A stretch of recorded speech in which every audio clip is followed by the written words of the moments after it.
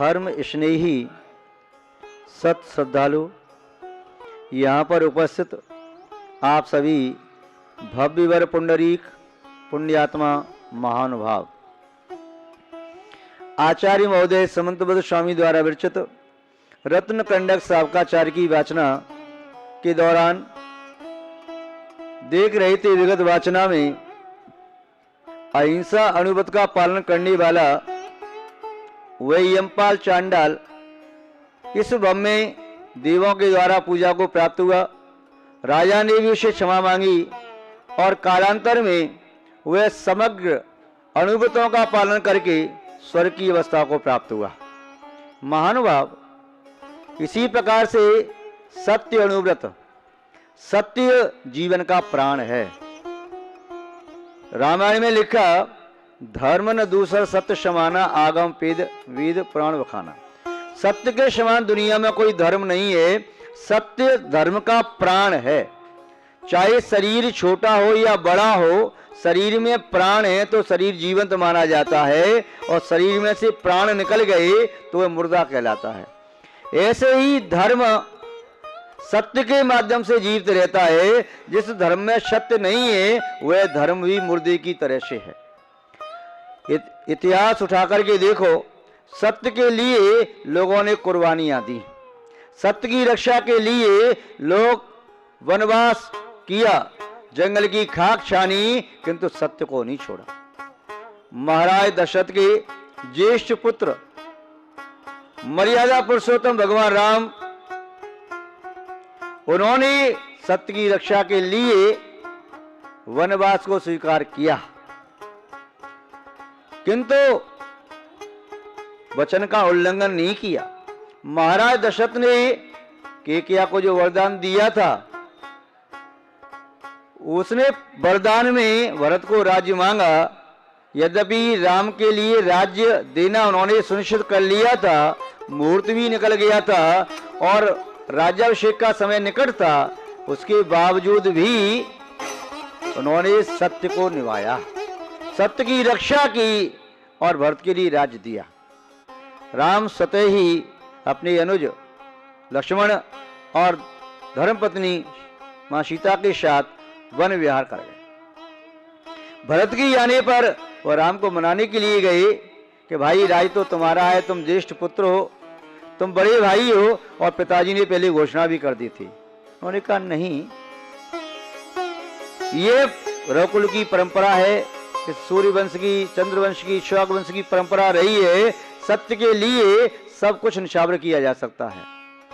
पिताजी ने राज्य की घोषणा आपके लिए की है, पिताजी ने अपने वचनों की रक्षा करने के लिए ऐसा किया है। मां ने जो मांगा पिताजी ने दे दिया, मैंने अपना कर्तव्य किया, आप भी अपना कर्तव्य करो, आप राज को स्वीकार करो। भरत जी कहते हैं राज्य तुम्हारा, और राम जी कहते हैं राज्य तुम्हारा। आज के भाई होते तो कहता राज्य मेरा, तो कहता राज्य मेरा। किंतु यह चतुर्थ काल था, उस समय दोनों भाई आपस में कह रहे नहीं भाई, राज्य को तुम प्राप्त करो, तुम अधिकारी हो। दूसरा भाई कहता है तुम राज्य को प्राप्त करो, तुम अधिकारी हो। खैर, राम जी के समझाने पर भरत जी मान गए, किंतु राज पर तो नहीं बैठे। उनकी खड़ाऊ रख करके वे राज का संचालन करने लगे। अपने भाई के प्रति उनके चित्त में अगाध स्नेह था, भाई के प्रति बड़ी भक्ति थी, बड़ा प्रेम था। तो सत्य की रक्षा के लिए उन महापुरुषों ने भी जंगल का वास किया, किंतु सत्य को तिलांजलि नहीं दी। लोक व्यवहार में एक और सुप्रसिद्ध उदाहरण प्राप्त होता है महाराज हरिश्चंद्र के संबंध में। उन्होंने भी सत्य के लिए अपना राज्य छोड़ा, अपने पुत्र को बेचा, पत्नी को बेचा, स्वयं भी शमशान घाट पर जाकर के नौकरी करने लगे। देवताओं ने ऐसी परीक्षा ली, उसको, उसके पुत्र को सर बन के डस लिया। उनकी पत्नी संस्कार के लिए आती है तो पुनः उससे भी टैक्स मांगती हैं। वह कहती मेरे पास है क्या टैक्स देने के लिए, तुम्हारा पुत्र मर गया है और तुम मुझसे टैक्स मांग रही हो। उसने कहा कुछ भी हो, मेरा पुत्र तब था जब मैं नौकरी नहीं कर रहा था, तू मेरी पत्नी तब थी जब तक मैंने तुझे बेचा नहीं था। आज हम तीनों अलग अलग हैं, मैं अपनी नौकरी पर हूं, मैं इसमें कोई भी छूट तो ये नहीं दे सकता, मुझे टैक्स चाहिए तभी तुम अपने पुत्र को जला सकते हो। उसने कहा ठीक है, मेरे पास कुछ नहीं है, जो शरीर पर वस्त्र है उसे आधा फाड़ के दे देती हूँ टैक्स के रूप में। जब उन्होंने ये किया तभी स्वर्ग से पुष्पवृष्टि होने लगी। देवताओं ने उसके लिए जय जयकार किया कि धन्य है इस वसुधा पर इस प्रकार के सत्यवादी भी हैं। सत्य संघर्ष का सामना तो करता है, सत्य कांटों का ताज पहनता है, सत्य अग्नि में तपाया जाता है, सत्य को नाना प्रकार की प्रतिकूलताएं सहन करनी पड़ती हैं, किंतु सत्य कभी मरता नहीं, सदैव सत्य ही जयवान होता है। सत्यमेव जयते ये आर्षवाक्य है, चिरकाल से चला रहा है, आदिकाल से चला रहा कि सत्यमेव जयते, सत्य की जय होती है। सत्य को अग्नि भी जला नहीं सकती, सांच को आंच नहीं, यह सब जानते हैं। सांच बराबर तप नहीं, झूठ बराबर पाप, जाके हृदय सांच है ताके हृदय आप। सांच के बराबर संसार में कोई तप नहीं है, व्रत नहीं है, कोई धर्म नहीं है, झूठ के बराबर कोई पाप नहीं है। जिसके हृदय में सत्य का वास है, समझिए उसके हृदय में भगवान का वास है। वह भगवान का वह रूप निहारता है, भगवान के साथ वह संबंध है, उसे भगवान की अनुभूति होती है, परमात्मा की अनुभूति होती है। महानुभाव, सत्य के लिए एक नहीं अनेकों व्यक्तियों ने कुर्बानियां दी। राजा का प्राण सत्य होता है। यदि जिस राजा के पास सत्य नहीं है वह राजा मुर्दे की तरह से होता है। सत्येन शोभते राजा संयमेन शोभते यतिः, दानेन शोभते गेहि, एष रीति सनातना। ये सनातन रीति है कि राजा की शोभा सत्य से है, यति की शोभा संयम से है, गृहस्थ की शोभा दान से है। यह सनातन रीति अनादिकालीन नीति है। राजा सत्य को छोड़ दे तो वह राजा नहीं कहलाता। साधु संयम का पालन करना छोड़ दे तो साधु नहीं कहलाता। गृहस्थ यदि दान पूजा करना छोड़ दे तो वह गृहस्थ नहीं कहलाता। चारों की शोभा अनादिकाल से ऐसे मानी है। तो सत्य राजा का प्राण है और राजा प्रजा का प्राण होता है। राजा प्रजा का भगवान होता है। जिस राजा में सत्य निष्ठा नहीं है वह राजा अपनी प्रजा का प्रेम प्राप्त नहीं कर सकता, लोकप्रिय नहीं हो सकता। राजा के लिए वहां की प्रजा समर्पित नहीं हो सकती और वह देश का विकास नहीं कर सकता, अपने देश की उन्नति नहीं कर सकता। महानुभाव, सत्य अपने आप में प्राप्त करना बड़ा कठिन तो होता है। ये जहर जैसा कड़वा होता है, किंतु इसे पीने पर अमृत की प्राप्ति होती है। सत्य कभी मरता नहीं और असत्य ज्यादा कभी जीता नहीं। कई बार ऐसा भी हो सकता है कि असत्य सिंहासन पर बैठा दिखाई दे जाए और सत्य कोई दर दर की ठोकरें खाता दिखाई दे जाए, इसके बावजूद भी अंत में उस सिंहासन पर बैठने का अधिकारी सत्य ही होता है। असत्य ज्यादा समय तक टिक नहीं पाता। असत्य तो उस तरह जानो जैसे आंधी तूफान में जलता हुआ दीपक वह बुझ ही जाएगा। और सत्य वह ऐसा है कि जो मिट्टी में पड़ा हुआ रत्न, उसकी कांति कभी कम नहीं होती, चाहे अंधकार है तब भी चमक रहती है और प्रकाश है तब भी चमक रहती है। तो महानुभाव, सत्य अनुव्रत का पालन करने वाले कितने पुरुष नहीं हुए जिन्होंने लोक में पूजा प्रशंसा को प्राप्त किया, देवों के द्वारा आदर सम्मान पूजा को प्राप्त किया। आचार्य भगवंत समन्वय स्वामी भी सत्य के संबंध में उदाहरण दे रही हैं। वह उदाहरण है सुप्रसिद्ध एक धनदेव सेठ का। बहुत समय पहले की बात है। जम्बू द्वीप पूर्व देश क्षेत्र पुष्करावती नाम की नगरी, पुष्करावती देश और पुण्यकिनी नाम की नगरी, उस नगरी में एक धनदेव नाम का श्रेष्ठी था। उसी नगरी में एक जिनदेव नाम का सेठ भी रहता था। धनदेव के पास पूंजी कम थी, जिनदेव के पास धन पर्याप्त था। उसने कहा मैं व्यापार करने जा रहा हूं। धनदेव ने कहा मेरे पास पूंजी तो है नहीं, मैं व्यापार कैसे करूंगा। जिनदेव ने कहा कोई बात नहीं, पूंजी मैं लगा देता हूं, व्यापार दोनों करेंगे, तुम मेहनत करना और मैं अपनी पूंजी लगाता हूं, दोनों ही व्यापार में जो लाभ होगा उसे आधा आधा कर लेंगे। धनदेव ने कहा जैसा तुम उचित समझो, आधा आधा कर लेंगे। ये बात मौखिक रूप में तय हो गई, लिखा पढ़ी कुछ की नहीं। जिनदेव और धनदेव दोनों व्यापार करने के लिए गए। भाग ने साथ दिया।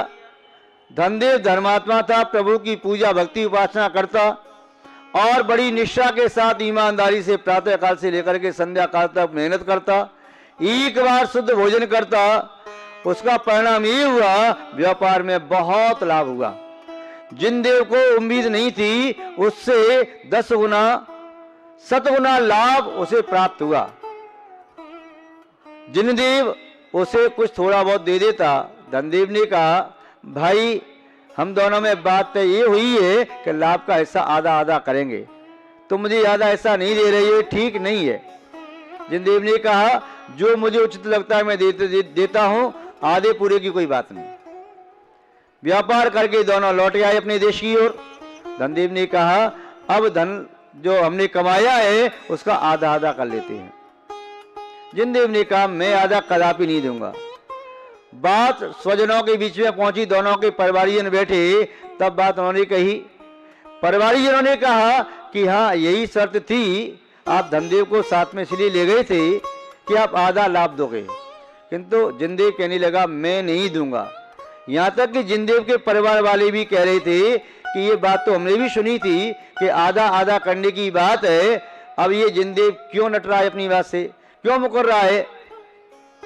जब बात उसने अपने परिवारीजनों की नहीं मानी तो परिजन गांव के लोगों को बुलाया, पंचायत रखी। पंचायत में से कह दिया मैं किसी की बात नहीं मानूंगा, मैं इसे आधा हिस्सा नहीं दे सकता, मैंने मेहनत की है, मैं व्यापार किया, मेरी पूंजी लगी है। धनदेव ने कहा यदि आप पहले नहीं कहते कि आधा हिस्सा नहीं दूंगा या दूंगा तो मैं व्यापार करने जाता या नहीं जाता, किंतु आपने कहा है इसलिए मैं आपसे आधा हिस्सा मांग रहा हूं। जिनदेव ने कहा मैंने कहा या नहीं कहा छोड़, मैं तुझे नहीं दूंगा, चाहे तू कुछ भी कर ले। वह राजा के पास पहुंचा। जब बात राजा के पास पहुंची तो राजा के सामने जिनदेव कहता है मैंने कहा ही नहीं, धनदेव कहता है इसने कहा है। दोनों में बहस हो गई। राजा ने कहा ठहरो, अभी सत्य की परीक्षा की जाती है। जिनदेव ने कहा महाराज यदि इसके पास कोई प्रमाण हो, कोई लेख हो, मैंने के हस्ताक्षर करके दिया हो तो मुझे दिखा दे, मैं आधा हिस्सा दे दूंगा। राजा ने पूछा क्या आपके पास कोई लिखित में है? उसने कहा महाराज मैंने लिखित में तो नहीं लिया, इसकी बात का विश्वास किया था, मैं तो मनुष्य का विश्वास करता हूं, कागज के टुकड़े का क्या विश्वास करूं। लिख के नहीं दिया है महाराज, किंतु मैं सत्य बोल रहा हूं, मुझे असत्य का धन नहीं चाहिए। आधे से 1 पैसा भी ज्यादा देगा तो मैं नहीं लूंगा, मुझे उतना ही चाहिए जो जिन्हें तय किया है। राजा ने कहा ये कहता है कि मैंने नहीं कहा, तुम कहती हो कहा है, अब दोनों में सत्य कौन है, कैसे परीक्षा की जाए। भरे दरबार में राजा ने कहा परीक्षा करने के लिए एक उपाय है, वह उपाय है अग्नि परीक्षा। अग्नि से परीक्षा लेना चाहिए, जैसे सीता की अग्नि परीक्षा ली, वह अग्नि कुंड में कूद करके भी सत्य के प्रति निष्ठ रही तो अग्नि उन्हें जला नहीं पाई। प्रहलाद की परीक्षा हुई, प्रहलाद को जलाने का प्रयास किया तो वह होलिका तो जल गई किंतु प्रहलाद नहीं जला। ऐसी लोक कथाएं अपने काफी सुनी है। तो उन्होंने भी कहा अग्नि परीक्षा की जाए और राजा के आदेशानुसार देखते हुए अंगारी लाई गई। दोनों से कहा तुम दोनों का न्याय इसी प्रकार हो सकता है और कोई न्याय का उपाय बचा नहीं, दोनों अपने हाथ आगे करो। दोनों के हाथ पर जलते हुए अंगार रख के जाएंगे। धनदेव ने कहा महाराज मैं सत्य हूं और सत्य के साथ रह करके अग्नि जलाए तो भी मुझे चिंता नहीं, किंतु मैं झूठ नहीं हूं, नहीं जलाए तो अग्नि का काम है, मैं अपने सत्य को नहीं छोड़ूंगा। जिनदेव ने कहा कि अग्नि तो जलाएगी ही, इसमें सत्य क्या है महाराज, अग्नि क्या है, अग्नि जलाई उसका काम जलाने का है। राजा ने कहा अग्नि असत्य को जलाएगी, सत्य को नहीं जलाएगी। नहीं महाराज मैं सत्यवादी हूं, फिर भी मुझे जलाएगी अग्नि, मुझे डर लग रहा है, मैं अंगारी नहीं रखूंगा। राजा ने कहा इसको पकड़ो हाथ, अंगारी रखो। जैसे अंगारी छुआए वह जलने लगा। धनदेव के हाथों पर अंगारी रख के वह अपना नवों का पड़ता रहा, हाथ में अंगारी रखे गए, उसके हाथ में कोई फर्क भी नहीं आया। राजा ने कहा धनदेव सत्य कहता है, जिनदेव असत्य कहता है, इसलिए तुमने जो व्यापार में धन कमाया है सीधे सीधे आधा लाभ धनदेव को दे दो। महानुभाव, धनदेव को लाभ प्राप्त हुआ। धनदेव की सत्यवादिता को देख करके राजा ने अपने दरबार में धनदेव का सम्मान किया। देवों ने उसकी पुष्प वृष्टि की, देवों ने आकाश से जय घोष किया। महानुभाव, सत्य शाश्वत है, सत्य की जड़ पाताल तक होती है, असत्य क्षण ध्वंसी होता है। इसीलिए जीवन में कभी झूठ बोल करके धन मत कमाना, जीवन में कभी किसी को धोखा नहीं देना, सत्य के साथ रहना। सत्य तुम्हारी हर समय रक्षा करेगा और सत्य इसकी रक्षा करता है, उसका कोई बाल बांका नहीं कर सकता। तो सत्य ही धर्म का प्राण है। तो आप सत्य की रक्षा करें, सत्यनिष्ठ बन करके रहें, सत्यवादी बन करके रहें। और कई बार व्यक्ति झूठ बोल जाता है, झूठ बोल के धन कमा भी लेगा व्यक्ति, उस धन को भोग नहीं पाएगा।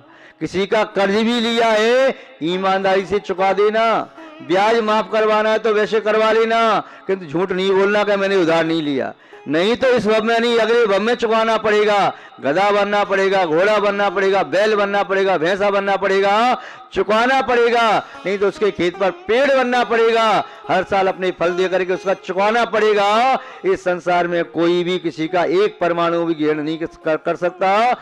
सभी अपने अपने पुण्य का फल भोगते हैं, पाप का फल भोगते हैं। इसलिए जीवन में कभी असत्य से पेट भरने की कोशिश नहीं करना, सत्यवादी रह करके भूखे रह जाना, तो तुम्हारा बाल बांका नहीं होगा। असत्य का खाओगे तो पेट चीरा जाएगा, असत्य का खाओगे तो हृदय चीरा जाएगा, असत्य का खाओगे तो बॉडी को कहां से चीरा जाएगा, कहां से ऑपरेशन होंगे नहीं जानते। असत्य का कमाओगे तो डॉक्टरों की जेबों में जाएगा, वकीलों की जेबों में जाएगा, पुलिस वालों की जेबों में जाएगा, और बदमाशों की जेब में, चोरों की जेब में जाएगा, नष्ट हो जाएगा। सत्य का कोई छीन नहीं सकता, सत्य का तुम्हारा ही रहेगा, तुम्हारे पास तुम भोग सकोगे। इसलिए सत्य के साथ जियो, यही धर्म का मर्म है। आप सबका कल्याण हो, मंगल हो। इन्हीं सद्भावनाओं के साथ अपनी दिव्य ध्वनि को, शब्द श्रृंखला को विराम देते हैं। जय बोलिए श्री शांतनाथ भगवान की, परम पूज्य आचार्य गुरुदेव श्री विद्यानंद जी महाराज की, अहिंसामय विश्व धर्म की।